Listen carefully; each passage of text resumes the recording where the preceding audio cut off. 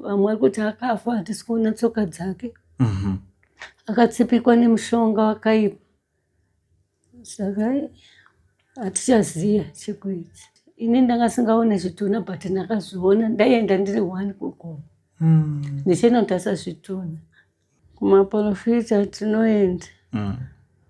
Pane patakaenda last time naamai. Takadzirwa mari kanzi nendenge zvakati. Saka amai havachada mbozvindoti ndingodzirwa mari mwana wangu ndisiri kumuona. Saka pamwe pacho tinoenda kuchivanhu. Tonzonzi akatsakatsika. Tinodai ichiendai munodai hembe yake but hapana dzimwe hembe dzake dzimwe dzacho dzatodzara musango. Muchingosiya muchiti pamwe. Muchingosiya pamwe tichati tichamuona. Imi mukufunga kwenyu muri kuti akaurayiwa here kana kuti zvakafamba sei mupfungwa dzenyu muri kuzvipa mupfungwa dzenyu muri kufunga sei? Ini kuti dai angari mupenyu dai akauya. Mupfungwa dzangu ndikuti ndofanira ndikuona ngati akaparara. Handiti? Asi kuparara kwake makazvitarisa imimi kuparara kwekuti angangokutsikwa nemota here kana kuti? Panhu kana takapondewa kutsikwa nemota. Rubatsiro rwamuri kufungidzira kuti muri kuda kumhuri yeZimbabwe nderekuti aiwa musacheme mama zvinowanika. Muri kuda kuti mhuri yeZimbabwe tibatsirane nayo sei? Ndinokumbira batsirwa ndechekuti ndingoona mwana wamai vangu chete paanenge akafira. Kana ari mupenyu tongoziva kuti mupenyu, kana akafa toziva kuti akafa. Nekuti pamwe amai moyo wavo ungaite ungazorore.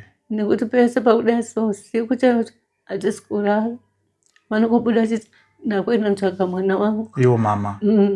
Hatirari ndofunga takatomboenda mapiritsi acho tiri kutoona haasi kutomboshanda kana takapiwa nadhokita acho haasi kutomboshanda. Havarari.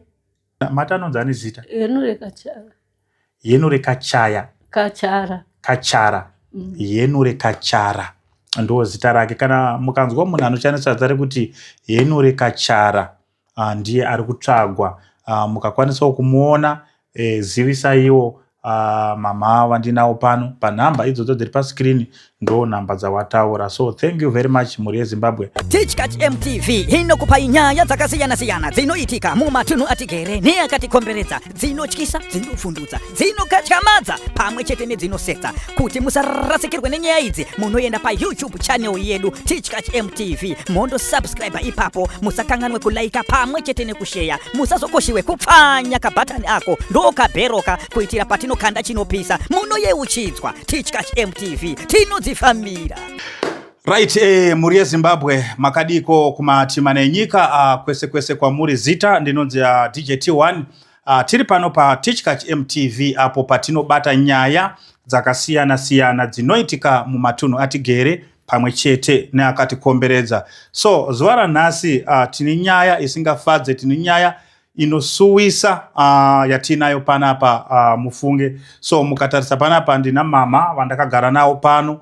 Wane nyaya yavari kuda kutitaurira tinzwe kuti nyaya iyi yakafamba sei asi haisi nyaya inonakidza.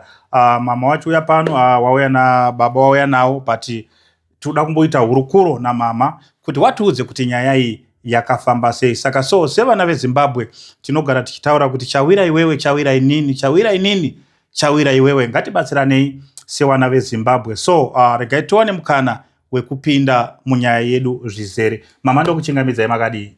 Ipo makadii. Ndinofara mama kuti mutisimudzei voice mbichana. Alright, ndiudzewo mama kuti munonzi ani mabva kupi? Ndinonzi Mary Kachara tabva kuMbare. Nyaya ndauya nayo pano ndeyanzvadzi yangu inonzi Yenure Kachara. Inonzi ani? Yenure Kachara. Yenure Kachara. Alright, Yenure Kachara akaita sei mama? Yenure musi wa 11 September akange paanoshanda ndiko kwandaimboshandira ini ndichitengesa madrinks. Aita zvekutakura zvinhu zvevanhu but angasi jega chaizvo chaizvo. Aingobetsera vanhu vai vanenge vachihodha madrinks, anotenga madrinks ndoaingoenda nohodhera achiita se achidzoka. Angasingaende kure. Saka pana amai vamwe vanga vanonzi amai Magi. Mati musi wani matanga mataura gore ripi? 2020 apa pane 24 2024.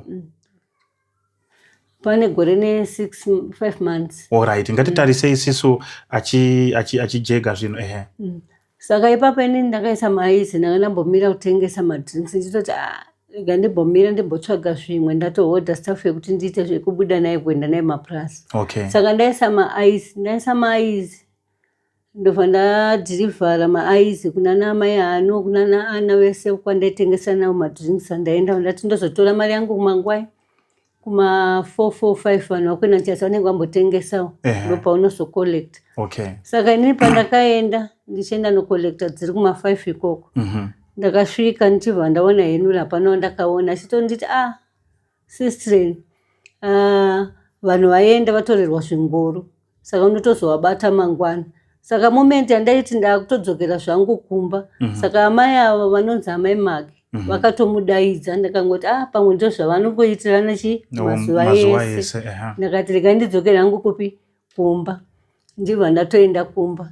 Asati amborara kusaidi since ndagara naye asati arara kusaidi hazviiti kunyange kuri kurufu anongouya chete kumba asvikirwe 8 o'clock 9 o'clock ari kunze hazviiti. Saka musi iwowo zvakandikachamadza ndikamukira makuseni ndikati henuri sei asina kuuya. Ndobva ndaenda panoshandira ndakati ndakaparadzana henuri panapa vanhu vandudzati imi mame Magi ndakakuone muchimudaidza. Akanzi ndakaenda naye kumba kwangu. Ndakati pamakaenda naye kumba kwenyu haana kuzokwanisa kuti kudzoka kumba. Saka ari kupi kana makaenda naye kana makamuti akadzoka kumba haana kuti haana kusvika. Ndaenda kupolisi wabva nditi munozoripota after 3 days. Vandaenda after 3 days vazonditi munozoripota after 14 days 2 weeks.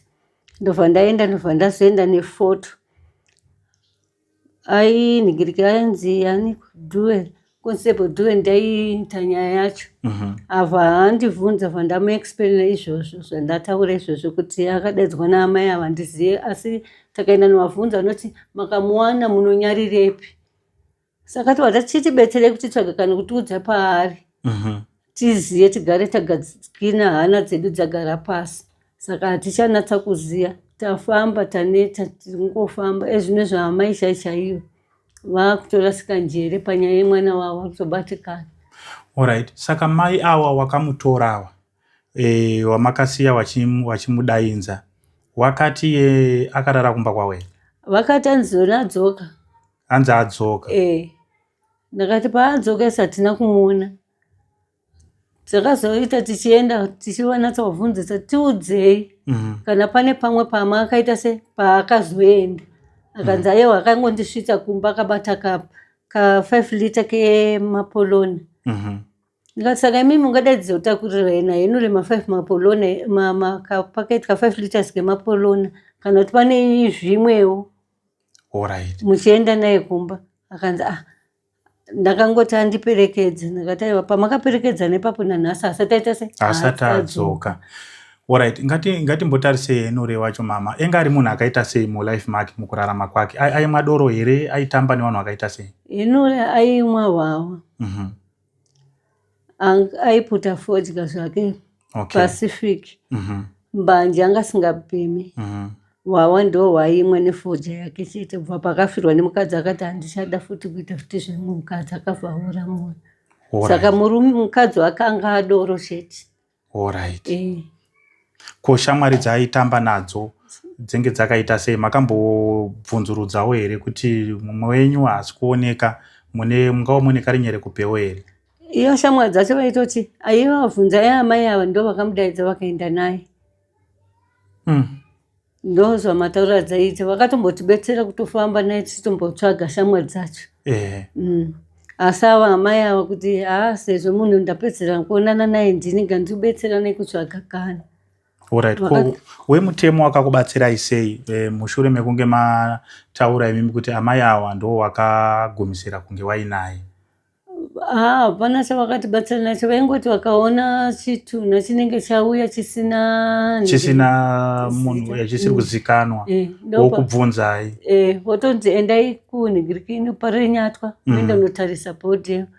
Tobva taenda tovaudza kuti haiziviwo, toenda kugomo totarisa futi. Ini ndanga singaone zvitunha but ndakazviona, ndaienda ndiri 1 kugomo ndichienda kuti asazvitunha. Muchida kuona kuti shuya hanzvadzi yenyu here pane paafira here kana kuti saka izvozvizvi pane nguva yakareba sei? Pane gore nechi ne5 months. Gore ne5 months.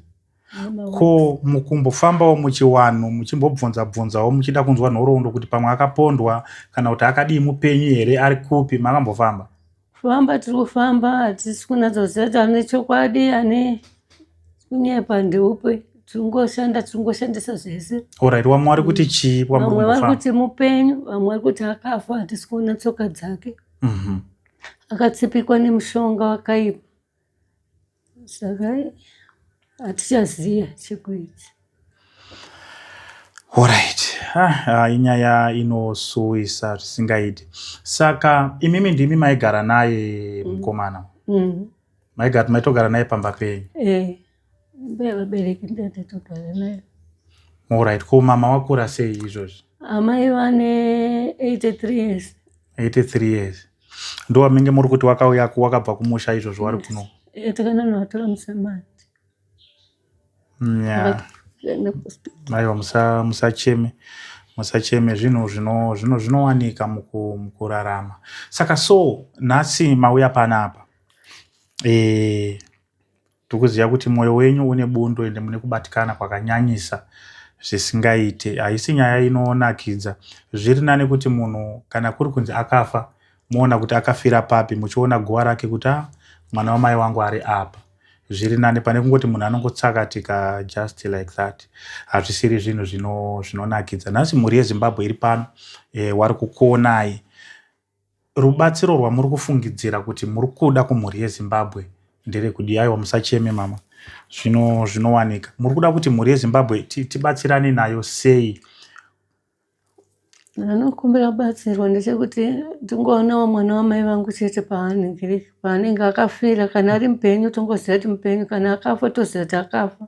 Nokuti pamwe amai mwoyo wavo ungaite se ungazorore. Nekuti pese pakudai siye kutaura kuti hatisi kurara. Vanokubuda chiti ndakwenda ndotsvaka mwana wangu. Iwo mama. Hatirare, ndofunga takatomboenda mapiritsi acho tiri kutona haasi kutomboshanda kana takapiwa nadhokita acho haasi kutomboshanda. Havarari usiku wese. Musacheme mama.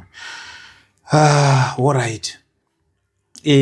Ngatimbotarisei mama, imimi kana kuri kuti hamuna kungana kumbonzwa kuti akambowani kubva pakati pamakamushaya zuva day 1 hapana pamakazombonzwa kuti aonekwa kakati? Hatina. Zvakabva zvangogumira ipapo pakapedzisira kuonekwa ipapo namai vavo havanazombira kuoneka futi. Saka mai ava muchinyatsa kumbovabvunziridzisawo, hawana nhoroondo yavari kutaura, vari kungoti akangodzokera? Pandakambovaendera ndichiti ndoda kuvarova ndobva ndabatwa. Ndopavakazopindura achiti imimi makazomuona munonyarira kupi? Ndakati imimi kana muchiziva paari chingotiudzai. Makangonyarara, kana tichinyara tonyara, kana tichikumbira regero tokumbira regerero. Mune zvakanaka nekuti tinenge takukanganisirai. Alright. Saka imimi pamakaenda kuna mai avo minge muine pfungidziro ipi mupfungwa dzenyu? Isusu patakaenda taida kuziva kuti vakanatsa kufamba sei naHenuri, kana kuti vanga vari shamwari yaHenuri here, kana kuti vaifambidzana here. Hatise hatizvizivi. Okay. Saka takaenda sezvo ndakaona vachimudaidza. Ini ndakafunga kuti Henuri aitishandira vanhu vakawanda vanechikadzi. Saka anga achingowirirana nevakadzi ari pano aingomuti uya pano dai. Saka ndakangofunga kuti ndizvozvo.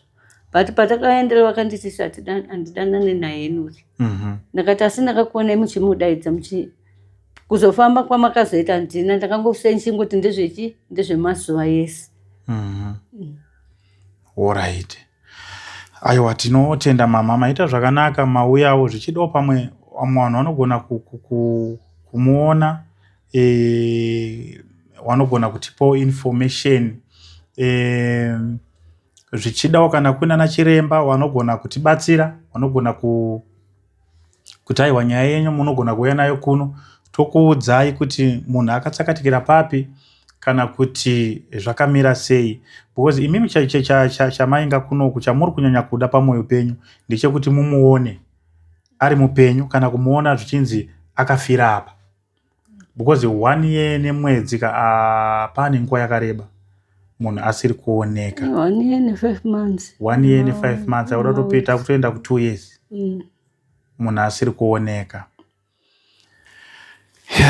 Aisi nyaya inonakidza. Saka kumashure uko hapana haana kumbozviita zvekuti akambotizii achibva azodzoka. Asati ambozviita, haatombozviita, asati. Ende haatomborara kusaidi kunyangwe akaenda kurufu. Akaenda kurufu anongoenda kwe30 minutes chete but odzoka kumba. Haaiti ndarari kumba kwevamwe vanhu. Kana zvounzi afamba rwendo aenda kwakati Alright. Saka imi mama mupfungwa dzenyu imimi tisinganongedze zvedu munhu kuti tine fungidziro yekuti zvichida pamwe pane munhu akazviita tisinganongedze zvedu kuti ndiani, imi mukufunga kwenyu muri kuti akaurayiwa here kana kuti zvakafamba sei? Mupfungwa dzenyu muri kufunga sei? Inini kuti dai angari mupenyu dai akauya. Pfungwa dzangu ndikuti ndikuona ngati akaparara. Handiti? Asi kuparara kwake makazvitarisa imimi, kuparara kwekuti angangokutsikwa nemota here kana kuti? Panhu kana takapondewa kutsikwa nemota. Anogona kunge akapondewa. Paakambotsikwa nemotokari yakatiza kuti haitenderani, akatsikwa makumbo. Okay. Achida kucrossa kudaiwo. Saka anga akapfurikidza nhingirekini achitaudzwa nemumwe munhu. Saka anga akacheuka uko achitora. Wenga akatakura ainga akajega zvinhu zvaaijega.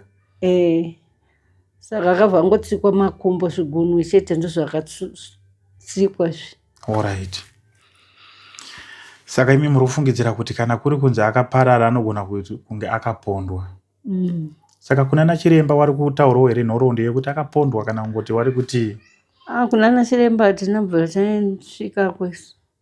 Taingoenda chitogumira kumochari kwatinenge taudzwa nemapurisa kunzi endai kumochari kune bhodhi yawanikwa chimbene notarisai. Ko kunana chiremba zvakaita kana n'anga kana maprofita kuti mumbobvunzira kuti zvichida pamwe vanogona kunge vaine nhoroondo yavanogona kuona? Kumaprofita tinoenda. Pane patakaenda last time naamai. Takadyirwa mari kanzi nendenge zvakati. Saka amai havachada mbozvinza kuti ndingodyirwa mari mwana wangu ndisiri kumuona. Saka pamwe pacho tinoenda kuchivanhu. Tonzonzi akatsakatsika. Tinodai ichiendai munodai hembe yake but hapana, dzimwe hembe dzake dzimwe dzacho dzatodzara musango. Muchingosiya muchiti pamwe. Tichingosiya pamwe tichati tichamuona. But ameno. Yeah. Zvakaoma. Alright. So wanoda kukubatsirai mama. Wanokubatsirai sei? Wanokubatai papi panhamba dzinoti chii? 077 256 7304. Dzokorudzai futi. 077 256 7304. Alright. Aiwa, tinotenda mama nekuuya nenyaya yenyu zvichida. Tinogona kuwana vanhu vanogona kutibatsira. Ticharamba tichingobatana tichinzwa kuti zvamira sei. So muri yeZimbabwe ndo nyaya yatinayo zuva ranhasi. Ndofunga manzwa mama vachitaura. Kune vari kuona video rino ndofunga mukatarisa foto remukomana ndiro ramunenge muri kuona ipapo ndo zvaakaita. Kana painewo wakamuona muguta reHarare, vanoshandira kuMbare, kana paine shamwari dzake vanogona kufungidzira kuti mukomana takambomuona kwakati kana takamuona kwakati. Zivisaiwo hanzvadzi yacho, ndo mama wandakagara nawo pano. Panhamba idzodzo ndo dzawataura, zvakare ndo nhamba dziri paskirini ipapo, munokwanisa kudzifona idzodzo muwaudza kana makambomuona. Pamwe akabuda muHarare akaenda kuDarwen, pamwe ari kupi, pamwe ari kuMozambique, pamwe ari kupi, anenge akangomuona. Mati anonzi ane zita? Yenure Kachaya. Kachara. Yenure Kachara ndo zita rake. Kana mukanzwa munhu anoshandisa zita rekuti Yenure Kachara, ndiye ari kutsvagwa. Mukakwanisawo kumuona, zivisaiwo mama vandinawo pano. Panhamba idzodzo dziri paskirini ndo nhamba dzawataura. So thank you very much mhuri yeZimbabwe. Tinokutendai nekuramba muinesu pano paTichkach MTV, patinenge tichikupai nyaya dzakasiyana siyana. Nhasi ndo nyaya tinenge takakubatirai, haisi nyaya inonakidza, inyaya inosuwisa. Mukaona vanhu vasimuka kutaura kuti hazvina kumira zvakanaka, izvozvi mai wacho hanzi wane 80 something years, wakabereka mukomana yeye Yenure Kachara. So havachagari zvakanaka. Apa anenge munhu mukuru. Saka munhu mukuru munozivawo kuti kana munhu mukuru anenge angofananawo nevana vadiki, mwoyo wake unenge usisina kugadzikana. Apo ari kunzwa kuti mwana akatsakatika. Munoziva kuti zviri nyore kuti munhu akafa anoonekwa paafira, moziva kuti iri ndo guva rehama yedu. Kana mukada kuriwakira, mukada kudini, munenge muchiziva kuti hama yedu iri apa. Pane kunzi munhu anongotsakatika, zvekungoti kwakaenda imbwa ndo kwakaenda tsuro, haana kudzoka, haana kudii, hapana ruziva kuti aripi, akafa here, mupenyu here. Zvinhu zvinorwadza mhuri yeZimbabwe. So thank you very much nekuramba muinesu. Kana kari kekutanga kusvika pano pachannel yenyu, ndokumbira kuti mosiya masubscriber YouTube channel yenyu, kuitira mangwana patinokupai dzimwe nyaya munokasika kudziona. So thank you very much. Mazvita. Tichkach MTV inokupai nyaya dzakasiyana-siyana dzinoitika mumatunhu atigere neakatikomberedza, dzinotyisa, dzinofundutsa, dzinokatyamadza pamwe chete nedzinosetsa. Kuti musarasikirwe nenyaya idzi, munoenda paYouTube channel yedu Tichkach MTV, mondo subscribe ipapo, musakanganwe kulaika pamwe chete nekusheya, musazokoshiwe kupfanya kabhatani ako ndokabheroka, kuitira patinokanda chinopisa munoyeuchidzwa. Tichkach MTV tinodzifamira.